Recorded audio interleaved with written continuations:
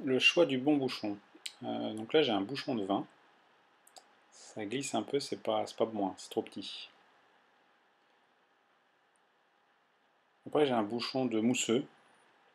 Ouais, c'est pas ça, hein. Du champagne ce serait mieux, mais j'en ai plus. Et là j'ai un bouchon de bière traditionnelle. Ah là c'est pas mal, là on a du... C'est dur à enfoncer, hein. Ça tient, puis quand on tire... Ah c'est dur.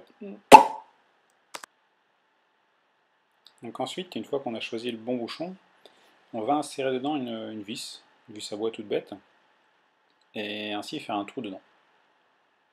On accélère un petit peu, hein, sinon un peu pour 3 heures à visser d'un sens.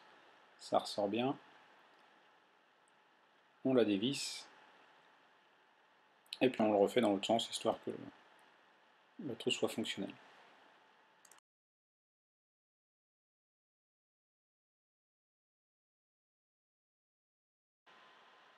Donc je vous ai retrouvé un vieux bouchon de champagne.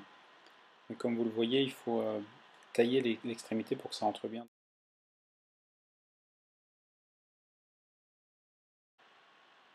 Donc maintenant nous avons 2 bouteilles.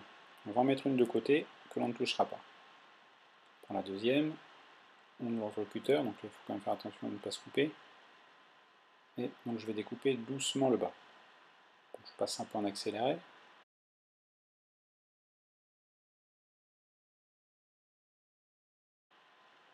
Et donc on détache le bas de la bouteille. Ensuite on le retourne. Et on va faire la même chose avec la partie haute, de manière à garder juste un cylindre droit. Là aussi on accélère un petit peu.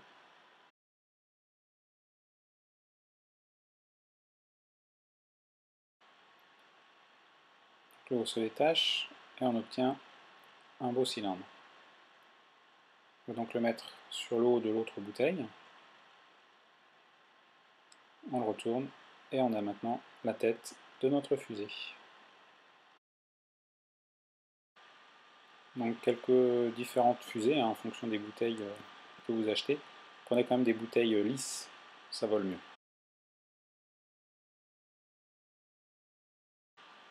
Spécial dédicace pour les geeks, vous ressortez votre vieille pochette à CD.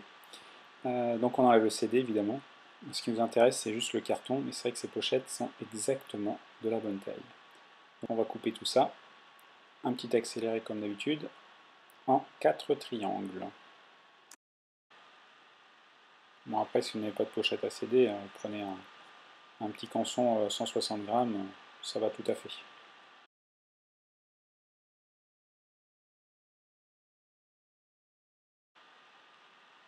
Donc voici nos ailerons.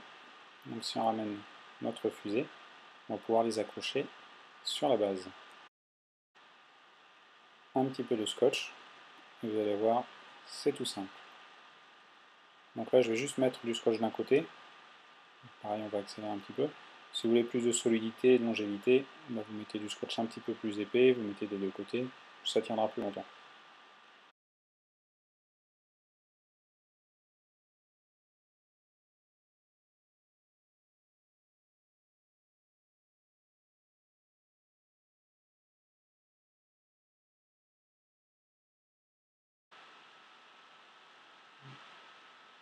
Et voilà, donc si c'est bien fait, la fusée doit tenir droite.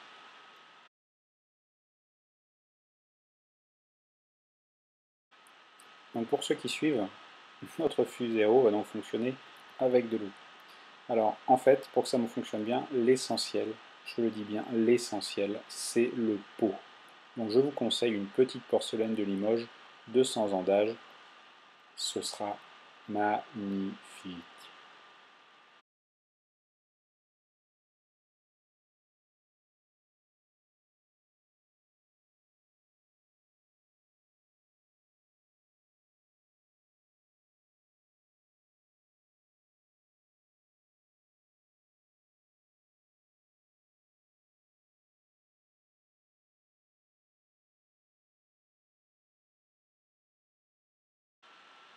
Mais je suis sûr que depuis le début vous vous demandiez l'utilité des deux cagettes.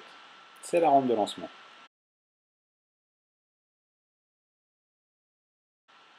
Vous pouvez tenter mais ça marche pas.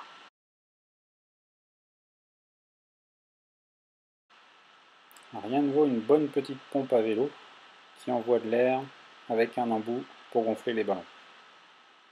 Et là, le jeune a confiance. Le jeune croit en vous. Le jeune n'a pas peur, mais mieux vaut s'éloigner tout de même.